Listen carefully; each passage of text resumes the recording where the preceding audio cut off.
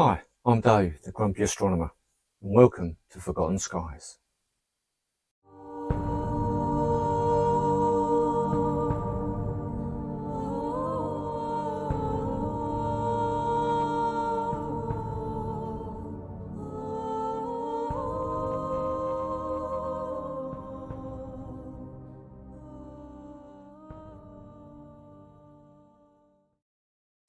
Taking photos of the night sky in urban, light-polluted areas is always going to be more challenging than in dark skies, but it can be done.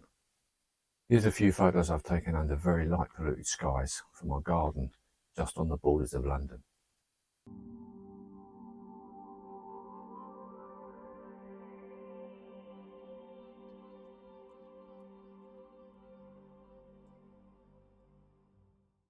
Don't be disheartened by your first attempts. It's a big learning curve, and the success depends on you mastering the techniques.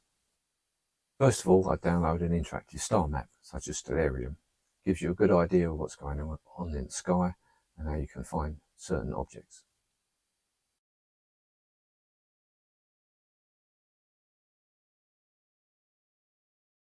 Let's have a quick talk about equipment. Basically, I'd recommend using whatever you have, whether it's a phone, a camera, or you may even have a telescope. A good quality phone will give you a picture of the night sky in general. Using the night mode and long exposures of say 10 seconds should give you some image that shows up on your phone. You may have to set it to manual, so experiment with the settings on your particular phone.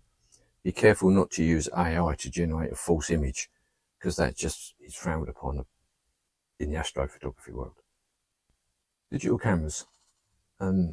Any camera will work, providing you've got manual settings, which most of them do have now.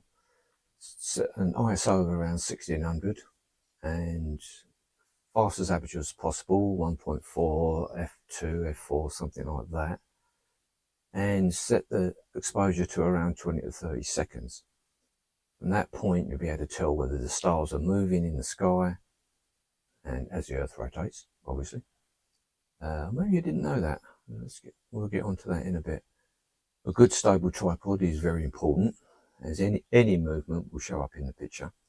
And an interval meter, or setting your 2-second delay after you press the button, so the camera's not moving when you touch it. And let it run for 20 or 30 seconds. And basically see what you get. Sometimes you'll be surprised, even on light polluted skies. This leads us on to tracking. Small track of your camera, something like the MSN, Move Shoot Move Tracker, is really good. Ideal for rotating the camera in time with the direction of the movement of the Earth. To take longer exposures, you point it at Polaris in the Northern Hemisphere to counteract the rotation of the Earth, and then you can have much longer exposures, maybe 1 or 2 minutes.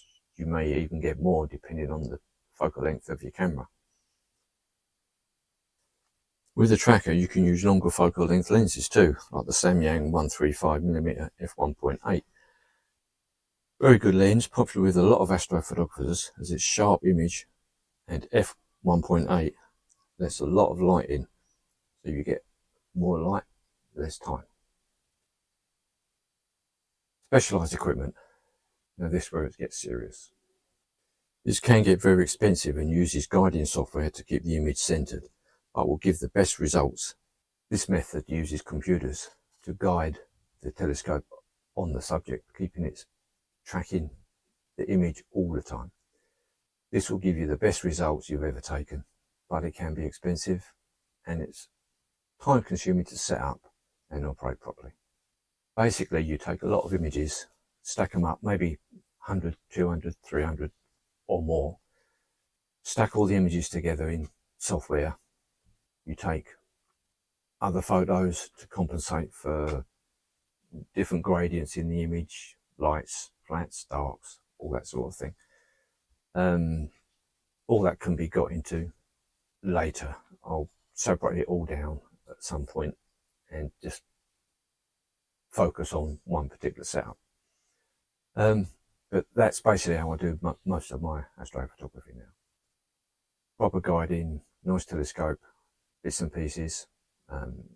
There's always more stuff to get, and power supplies and other stuff, but it can get really rewarding even under light polluted skies.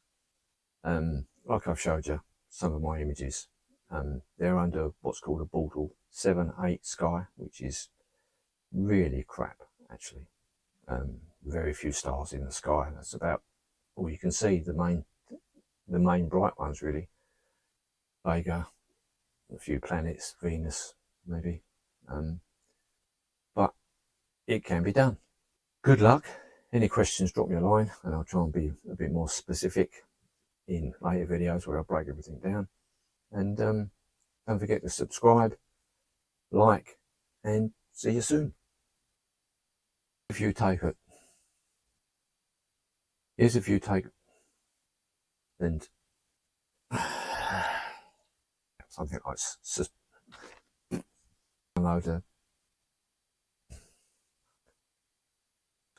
on your phone, wherever. I just adding bullshit to it.